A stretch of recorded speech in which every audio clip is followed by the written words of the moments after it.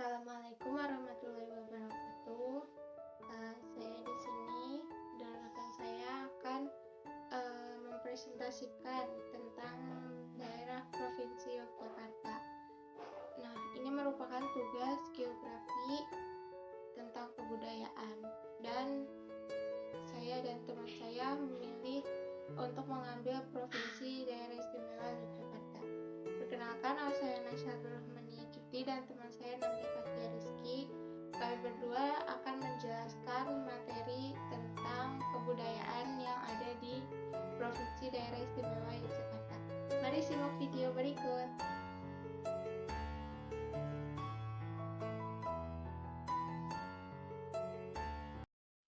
Oke, baik. Jadi pada kesempatan kali ini kita akan membahas tentang kondisi geografis dan juga kebudayaan daerah istimewa Yogyakarta.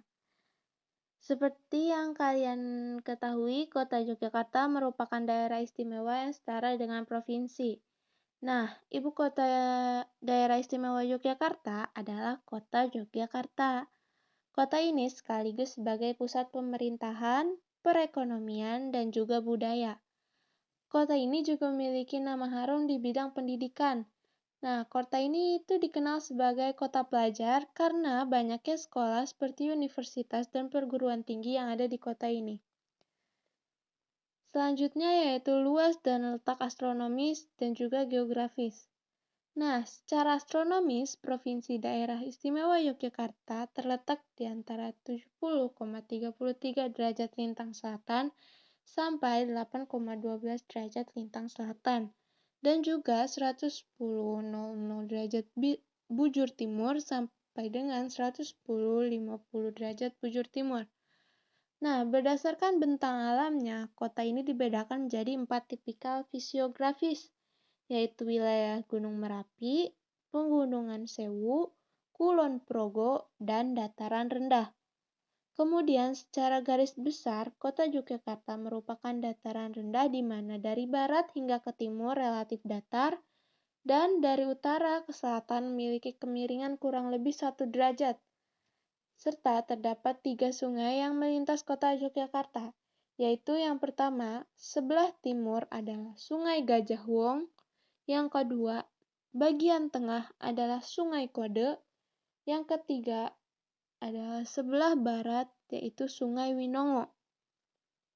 Kota Yogyakarta ini memiliki luas wilayah tersempit dibandingkan dengan daerah tingkat 2 lainnya, yaitu 3.1.805,80 km persegi, atau setara dengan 0,17% dari luas Indonesia. Nah, perbatasan daerah istimewa Yogyakarta ini berada di sebelah selatan Pulau Jawa bagian tengah. Daerah ini juga berbatasan dengan Provinsi Jawa Tengah di sebelah barat, utara, dan timur, serta Samudra Hindia di sebelah selatan. Wilayah Kota Yogyakarta dibatasi oleh daerah-daerah seperti batas wilayah utara yaitu Kabupaten Sleman, batas wilayah selatan yaitu Kabupaten Bantul, batas wilayah barat dan timur adalah Kabupaten Bantul dan juga Sleman. Kemudian jumlah penduduk daerah ini. Pertambahan penduduk di kota ini dari tahun ke tahun cukup tinggi. Pada akhir tahun 1999, jumlah penduduk kota yaitu 490.433 jiwa. Dan sampai pada akhir Juni tahun 2000, tercatat penduduk kota Yogyakarta sebanyak 493.903 jiwa, dengan tingkat kepadatan rata-rata 15.197 per kilometer persegi. Nah, angka harapan hidup penduduk kota Yogyakarta menurut jenis kelamin yaitu laki-laki usianya 72,25 tahun dan perempuan usia 76,31 tahun. Nah, yang selanjutnya yaitu agama, suku bangsa, dan juga bahasa. Di kota ini, agama Islam menjadi mayoritas di semua kabupaten dan kota. Sedangkan agama Katolik dan juga Kristen dengan jumlah besar di provinsi ini ada di Kabupaten Sleman dan Kota Yogyakarta. Hampir semua penduduk di daerah Yogyakarta ini adalah suku Jawa dan juga ada beberapa dari suku lain yaitu suku Sunda, suku Melayu, suku Tionghoa, dan juga suku Batak. Kemudian bahasa Jawa merupakan bahasa daerah yang paling banyak dituturkan masyarakat yang tinggal di Pulau Jawa, termasuk di kota ini. Kemudian yang selanjutnya yaitu rumah adat. Nah, rumah adat dari daerah istimewa Yogyakarta ini bernama Rumah Bangsal Kecono. Sekilas mirip dengan rumah joglo, tetapi rumah ini lebih luas dan memiliki halaman yang berisi banyak tanaman. Kemudian yang selanjutnya, pakaian adat. Pakaian adat untuk laki-laki di daerah ini terdiri dari beberapa bagian. Yang pertama bagian bawah yaitu kain khas Jawa, kain jarik. Kain jarik itu seperti memiliki corak yang khas dan berwarna coklat. Kemudian yang kedua adalah bagian tengah yaitu baju surjan berwarna coklat bermotif lurik atau garis-garis. Kemudian yang ketiga itu bagian atas yaitu blangkon atau penutup kepala khas Jawa dengan motif batik. Nah, pakaian adat untuk perempuan itu terdiri dari bagian yang pertama bagian bawah yaitu kain jarik sama seperti yang laki-laki. Yang kedua bagian tengah yaitu memakai kebaya. Nah, yang ketiga aksesoris. Aksesorisnya itu biasa dipasang di baju kebayanya. Yang keempat ada di bagian atas yaitu rambut dengan disanggul dihias dengan tusuk konde berwarna emas. Nah, yang selanjutnya ini adalah lagu daerah dan alat musik. Nah, lagu daerah yang paling terkenal di Yogyakarta yaitu diantaranya Sue Ora Jamu, Walang Kekek, Pitik Tukong, Caping Gunung, Getuk, dan juga masih banyak lagi. Sedangkan alat musik yang berasal dari Yogyakarta sangat beragam, tapi yang lebih dikenal yaitu dua. Yang pertama gamelan dan yang kedua gedang. Nah, yang gamelan ini itu berasal dari kata gamel yang mempunyai arti menabuh atau memukul dan diikuti dengan akhiran yang menunjukkan kata benda. Gamelan ini banyak dijumpai di Pulau Jawa, Bali, Madura, Lombok.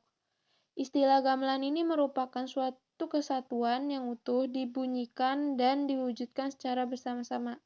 Nah, alat musik yang kedua yaitu gendang. Cara memainkan alat musik ini yaitu dengan cara ditabuh dengan menggunakan tangan tanpa alat bantu. Gendang memiliki banyak jenis dan juga ukuran. Untuk gendang kecil disebut dengan ketipung dan berukuran sedang disebut dengan kebar atau ciblon, dan juga masih banyak alat musik lainnya yang terdapat berasal dari daerah istimewa Yogyakarta ini. Kemudian yaitu makanan khas atau tradisional. Yogyakarta mempunyai berbagai makanan khas yaitu salah satunya adalah gudeg. Gudeg mempunyai rasa yang manis, terbuat dari nangka yang dipotong-potong, kemudian diberi bumbu rempah dan santan kelapa. Dan selanjutnya yaitu adalah tarian tradisional. Daerah Istimewa Yogyakarta memiliki beragam tarian tradisional yang terkenal. Salah satunya yaitu tari golek menak. Tari golek menak ini merupakan salah satu jenis tari klasik yang diciptakan oleh Sri Sultan Hamengkubuwono IX, berawal dari ide Sultan setelah menyaksikan pertunjukan wayang golek menak yang dipentaskan oleh seorang dalang dari daerah Kedu pada tahun 1941. Selanjutnya adalah upacara adat. Beberapa upacara adat yang terkenal dari dulu sampai sekarang yang masih dilakukan di daerah istimewa Yogyakarta yaitu ada upacara sekaten, kerebek muludan, upacara siraman pusaka, dan berbagai upacara lainnya. Yang pertama adalah upacara sekaten.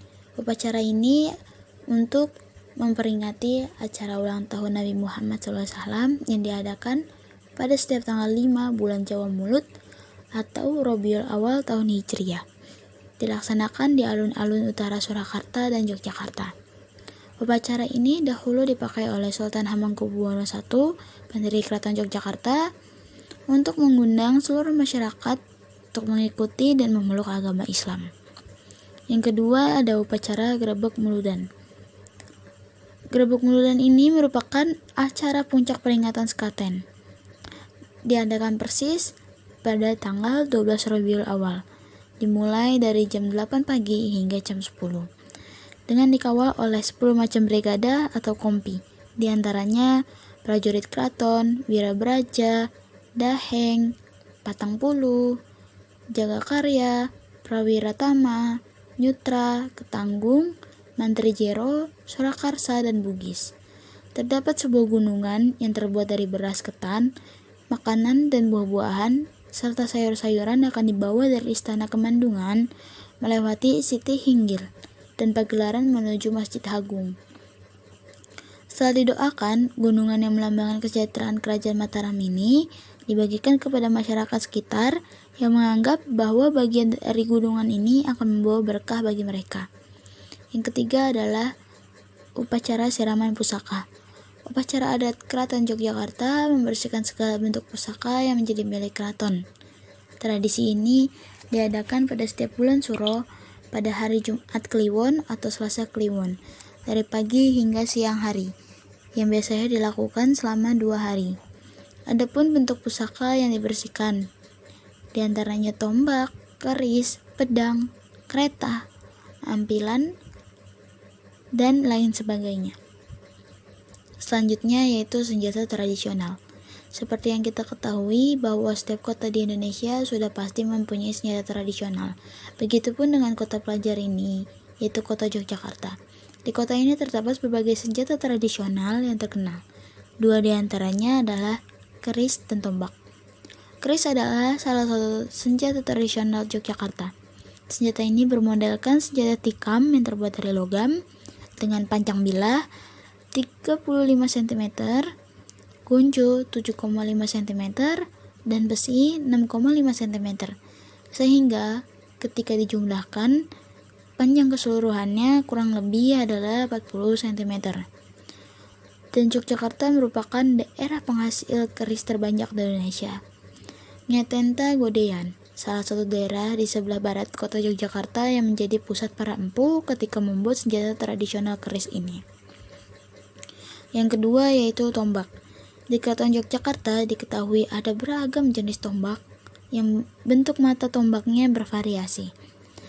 Ada yang bercabang, ada yang seperti kudi, ada yang seperti cakra, dan ada pula yang berbentuk konvensional. Selanjutnya yaitu flora dan fauna khas Yogyakarta. Hewan khas Yogyakarta adalah burung tukukur yang mempunyai suara cuitan yang sangat merdu. Dan tanaman khas Yogyakarta yaitu pohon salak pondoh. Selanjutnya yaitu perekonomian daerah istimewa Yogyakarta. Provinsi Yogyakarta merupakan provinsi dengan banyak sektor ekonomi, mulai dari pertanian sampai pariwisata. Kegiatan ekonomi di Yogyakarta dibagi menjadi 4. Yang pertama adalah perdagangan dan UKM. Andalan ekspor Provinsi Yogyakarta adalah produk kulit, kayu, dan tekstil. Tekstil jadi dan mebel kayu merupakan contoh produksi yang mempunyai nilai ekspor tinggi di daerah ini. Yang kedua yaitu pertanian dan kehutanan. Pertanian merupakan salah satu kegiatan ekonomi di Yogyakarta. Di provinsi ini juga mempunyai kegiatan ekonomi perikanan dan perhutanan yang terdapat di Kabupaten Gunung Kidul. Di bidang perkebunan, daerah istimewa Yogyakarta ini memproduksi kelapa dan tebu. Yang ketiga adalah ESDM. Dalam bidang SDM, Provinsi Daerah Istimewa Yogyakarta memproduksi pasir besi, mangan, barit, emas, dan batu bara. Yang keempat adalah pariwisata. Pariwisata merupakan salah satu sektor utama ekonomi daerah istimewa Yogyakarta yang mempunyai daya tarik tersendiri bagi wisatawan Nusantara maupun mancanegara. Bentuk wisata termasuk wisata meeting, insentif, conference, dan exhibition, wisata alam, wisata budaya, dan wisata minat khusus. Yang terakhir yaitu kawasan wisata. Yogyakarta juga memiliki beragam tempat wisata yang terkenal. Misalnya, Keraton Yogyakarta yang menjadi salah satu bangunan bersejarah dari Kesultanan Yogyakarta.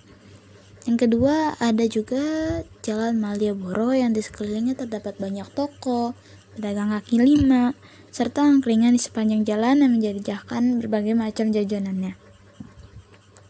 Yang ketiga adalah Candi Prambanan. Banyak candi yang bisa dikunjungi di Yogyakarta. Salah satunya adalah Candi Prambanan. Candi ini memang indah dan juga megah, serta sebagai salah satu bukti peninggalan agama Hindu di Indonesia.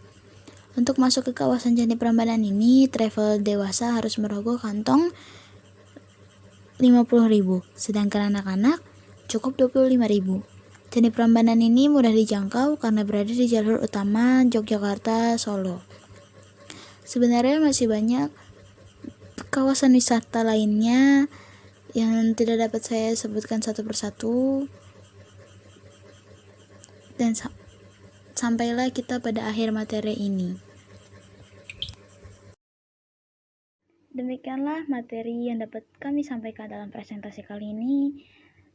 Sebelumnya saya Nanda Fatia Rizky dan rekan saya Nasyahatul Rahman Yakiti memohon maaf yang sebesar-besarnya apabila terdapat kesalahan kata dalam pengucapan dan pernyataan yang kurang tepat dalam presentasi yang kami sampaikan. Sebagai penutup, saya memiliki sebuah pernyataan menarik yang saya kutip dari Walt Whitman. Maybe this is out of the topic, but I think this is an interesting statement for me to convey to you all. Semua orang memiliki impian jika Anda memiliki keberanian untuk mewujudkannya.